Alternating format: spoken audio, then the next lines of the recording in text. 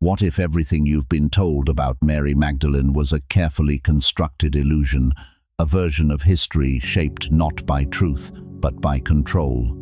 What if her story was silenced by design, not because it was false, but because it was too powerful to survive in the open?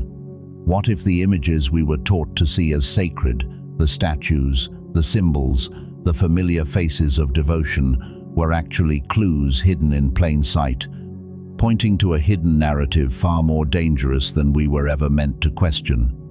To many, even asking this feels unthinkable, even heretical, yet history shows that forbidden or lost truths rarely disappear. They simply learn how to hide.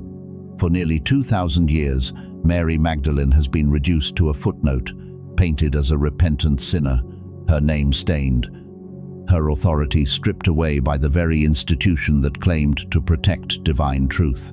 But the lost Gospels, the texts the Roman Church burned or banned, tell a very different story. They speak of Mary not as an outcast, but as Christ's closest companion, the one entrusted with his deepest teachings, the one whose understanding provoked jealousy, even from Peter himself.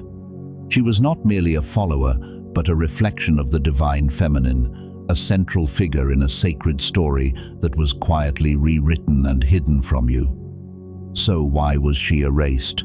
Why did powerful forces work for generations to distort her image, bury her wisdom, and wrap her legacy in layers of dogma and denial? If you're ready, step beyond the familiar narrative.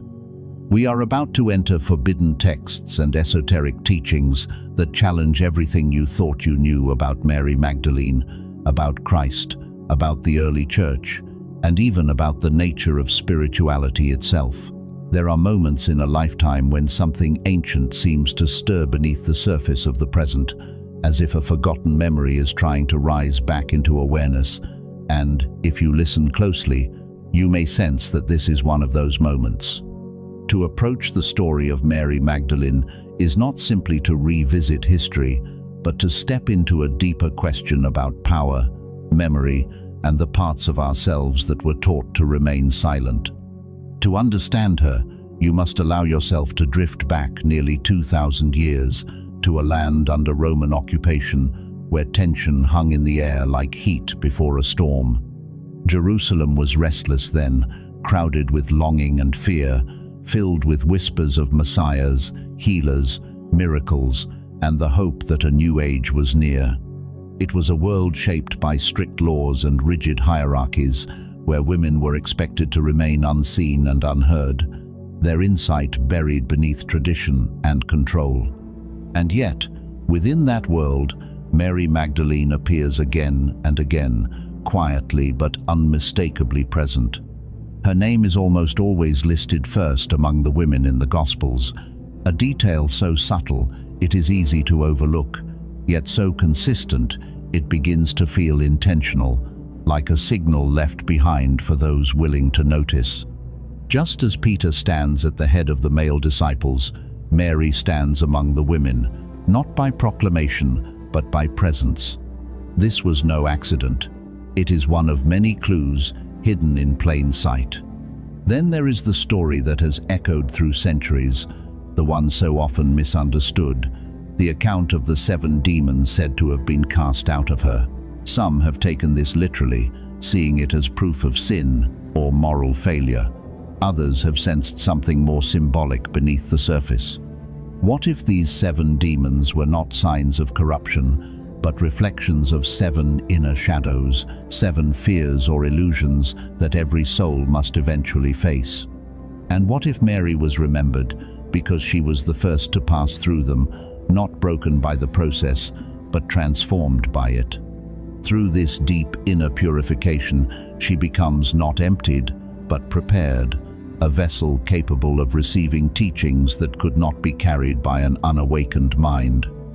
Across the world's oldest spiritual traditions, transformation is rarely portrayed as gentle or easy. It is often symbolized by the serpent or the dragon, not as a creature of evil, but as a guardian of wisdom, healing, and inner power. Long before fear reshaped its meaning, The serpent represented life force itself, coiled at the base of the soul, waiting to rise.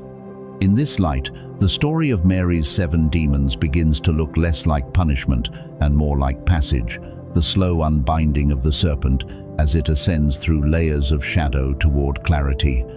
When viewed this way, her story mirrors an ancient pattern repeated across cultures: descent, purification, awakening, and the return of a power once forgotten. A power that, in many traditions, was intimately connected to the divine feminine. When you follow Mary through the canonical Gospels, her presence gathers weight. She stands at the cross when others flee, holding her ground in grief and devotion. She waits at the tomb when hope seems lost, refusing to abandon love even in the face of death. And she is the first to encounter the risen Christ, a moment of recognition and revelation, not granted to Peter, not to John, not to any other disciple. Why did the earliest communities remember this detail so clearly? And why did later generations seem so intent on softening it, reshaping it, or pushing it aside? The answers do not sit comfortably in official narratives. They are scattered across fragments of texts that barely survive time itself, pieces of papyrus rescued from desert sands, lines of Coptic script sealed away in clay jars, teachings whispered quietly among mystics and early Gnostics. In the Gospel of Mary, a different Magdalene emerges, not a fallen woman seeking forgiveness, but a steady presence of insight and guidance. When the disciples are afraid, it is Mary who speaks calm into their confusion. When doubt rises, it is Mary who reminds them of what they have already been shown. She does not command, she reveals. She does not dominate, she clarifies. She is portrayed not merely as a student, but as a teacher, someone entrusted with understanding that goes beyond surface belief. Even her act of anointing Jesus before his death carries a symbolic weight that is easy to miss. It is not only an act of love, but of recognition, a ritual that prepares him for transition, honoring both death and transformation. According to the Gospels, Jesus himself acknowledges this moment, saying that wherever the message is carried, what she has done will be remembered. And yet, somehow, that remembrance faded. Beneath these surviving texts flows a deeper current, something that unsettled the foundations of emerging authority. Mary is depicted not only as a disciple, but as a counterpart, a mirror reflecting the divine masculine with a different quality of knowing. The teachings associated with her emphasize direct inner connection, an intimacy with the sacred that does not rely on intermediaries, temples, or rigid hierarchies. They point inward, toward experience rather than obedience, toward awakening rather than submission. As the early movement spread and organized itself, power began to crystallize. Stories were selected, others set aside, interpretations narrowed. In this process, Mary's image shifted. In the late 6th century, Pope Gregory the Great delivered a homily that fused her identity with that of an unnamed sinful woman and Mary of Bethany, sealing her reputation as a penitent prostitute in the Western imagination. Centuries earlier, in 325 AD, under Emperor Constantine, the Council of Nicaea marked a turning point in how authority and orthodoxy were defined within the early church, setting the conditions under which some texts were elevated while others gradually fell into obscurity. Gospels that hinted at Mary's deeper role were labeled dangerous, their perspectives unwelcome. Her gospel was branded heresy, her voice grew faint, her memory blurred, yet fragments remained. They survive because they speak to something unresolved. And if you find yourself drawn to these stories now, it may not be coincidence. It may be that something within you recognizes the pattern, the sense that what was hidden was not meant to be destroyed, only delayed, waiting for a moment when it could be seen again without fear. What survived in fragments did so because it carried a kind of quiet pressure, the sort that builds beneath the surface until it can no longer be ignored. And as you move deeper into these half-buried stories, a different shape of Mary Magdalene begins to emerge, one that does not fit comfortably within the outlines of later doctrine. To encounter her here is to step into a threshold space where certainty dissolves and something more intimate takes its place. In the Gnostic imagination, salvation was never about obedience to external rules or loyalty to institutions, but about awakening, about a shift in perception so profound that the world itself appeared different afterward. Knowledge, or gnosis, was not information to be memorized, but recognition, a remembering of something already alive within the soul. And within these texts, Mary Magdalene appears again and again as the embodiment of this inner knowing. In the Gospel of Mary, she speaks of visions the others cannot grasp, not because they are unworthy, but because they are still looking outward for answers. When fear grips the disciples after Jesus' death, it is Mary who steadies them, reminding them that what was revealed cannot be taken away. When arguments break out, when doubt and jealousy surface, particularly from Peter, it is Mary who stands in the uncomfortable space between authority and insight, offering understanding rather than control. Her message is simple yet unsettling. The divine is not distant, not locked behind ritual or hierarchy, but present and accessible, woven into the fabric of consciousness itself. Each soul, she suggests, is capable of direct communion, not someday, not after permission is granted, but now. It is not difficult to sense why such a perspective would feel threatening to an emerging institution.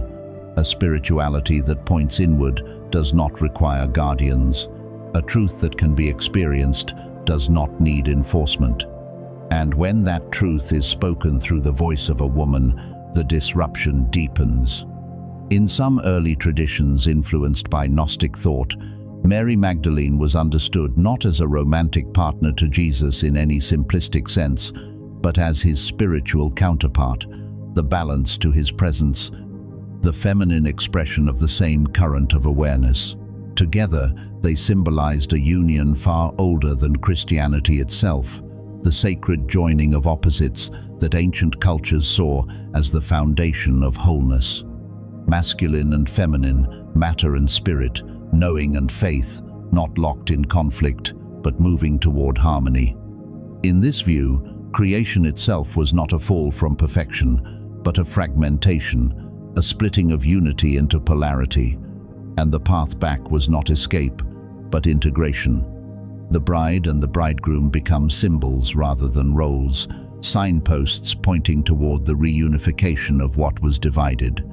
Mary Magdalene, then, is not simply a historical figure, but a living metaphor, Sophia made visible, wisdom walking alongside incarnation. If this sounds distant or abstract, it may help to notice how often the language of division still shapes inner life.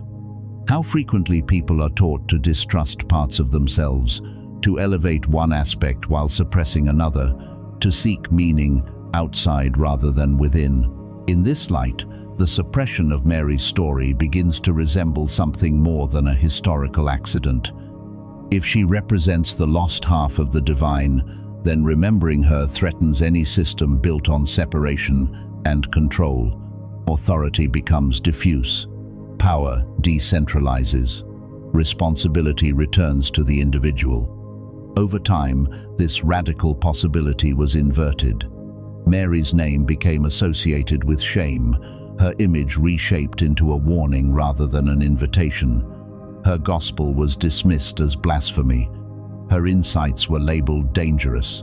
And yet, the pull toward her never fully disappeared. It lingered in the margins, in the way artists painted her with a knowing gaze, in legends that placed her far from Jerusalem, carrying teachings into new lands, in whispers of a lineage, not of blood, but of wisdom, passed quietly from seeker to seeker. Even within the canonical Gospels, moments remain that resist flattening. Outside the empty tomb, in a garden heavy with grief and dawn light, Mary encounters the risen Jesus and reaches for him, only to be told not to cling. This is often read as rejection, but it can also be seen as a turning point, an invitation to release attachment to form and recognize presence beyond limitation. In that instant, Mary becomes the first to perceive a truth the others will struggle to articulate, that what has been awakened cannot be grasped, only embodied. She is not merely a witness to resurrection, but a participant in its meaning. If these stories feel layered, elusive, even contradictory, that may be because they are meant to function less as doctrine and more as mirrors. Over centuries, Mary Magdalene was described as a fallen woman, yet nowhere in the canonical texts is this stated.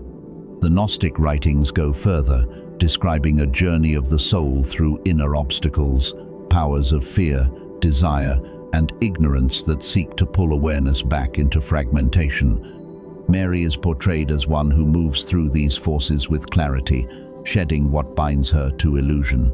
In one vision, she speaks of a space between soul and spirit, the mind as a threshold where true seeing arises. This is not blind belief, but intimate recognition, not submission, but transformation. Her teachings emphasize inner liberation, the slow alchemy of turning confusion into understanding.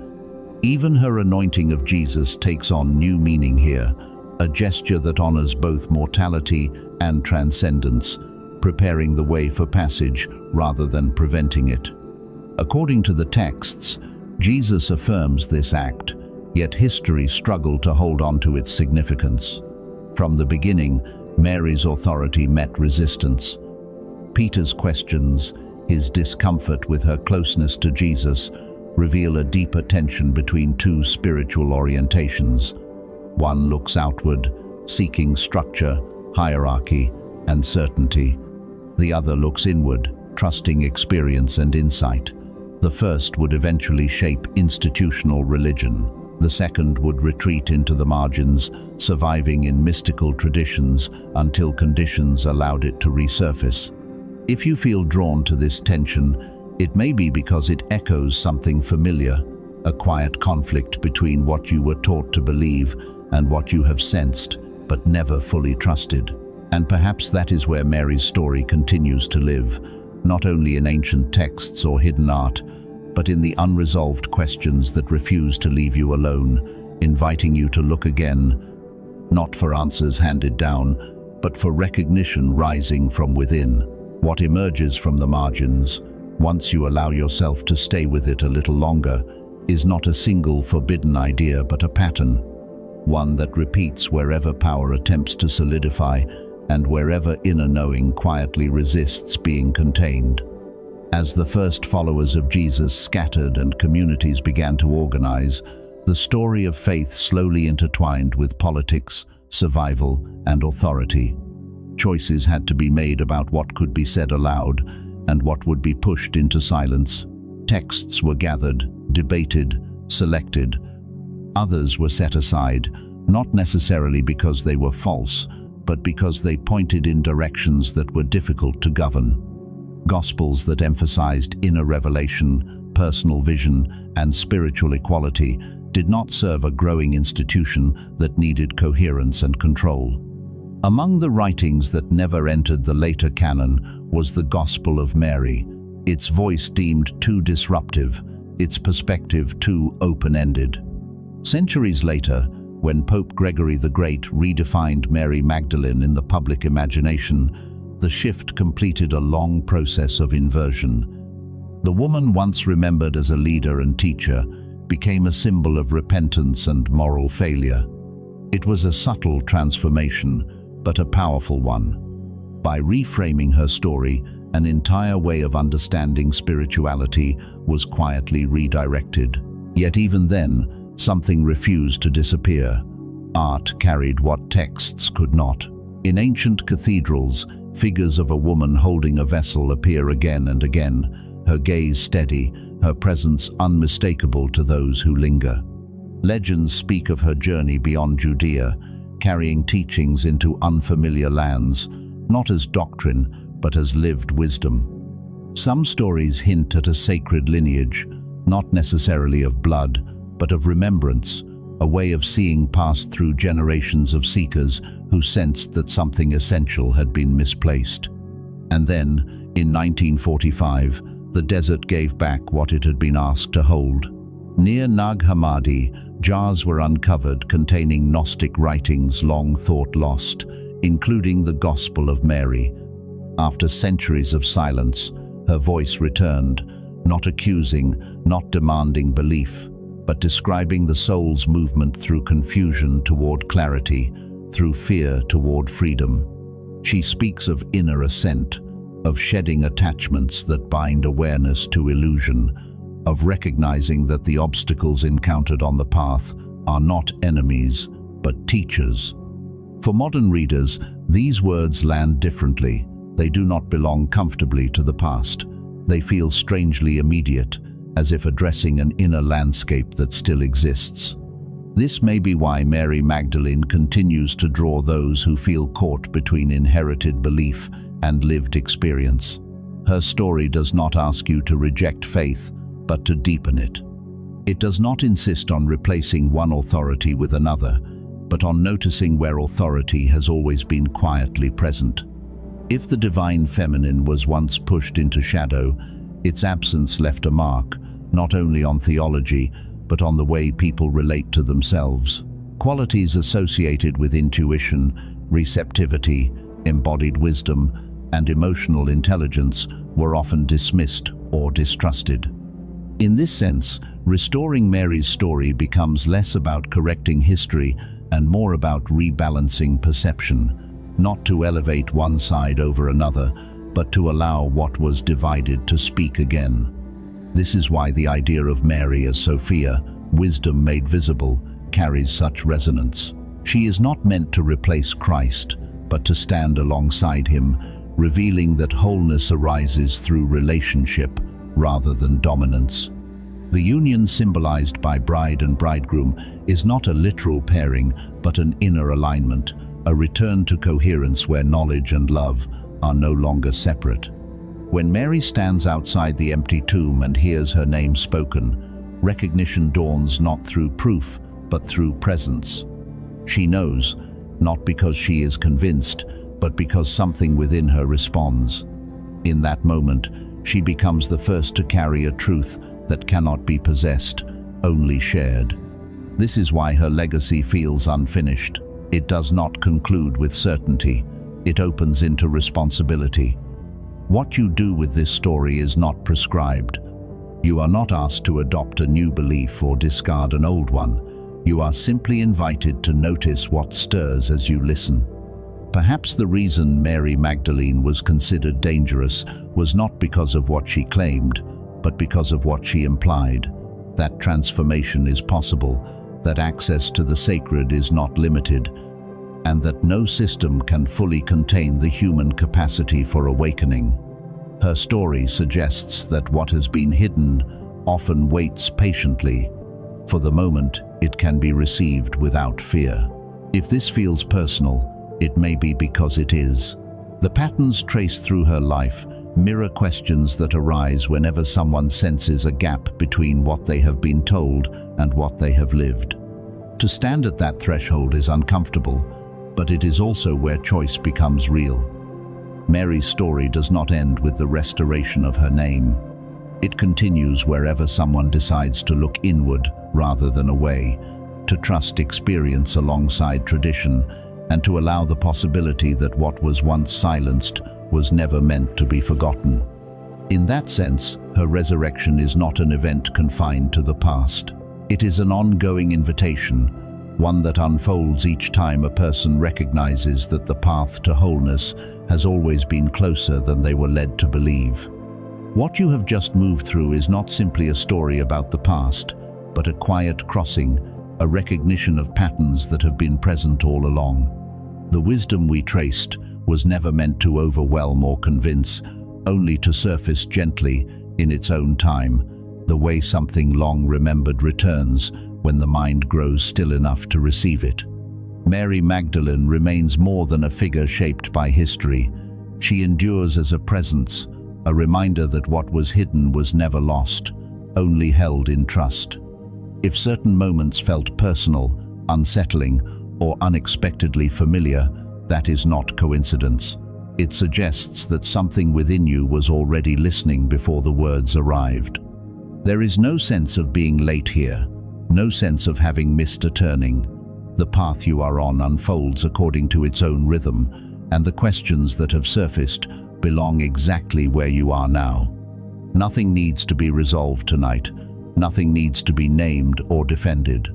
What matters is that a space has opened, one that allows memory, intuition, and quiet understanding to breathe again. Stories like this do not end.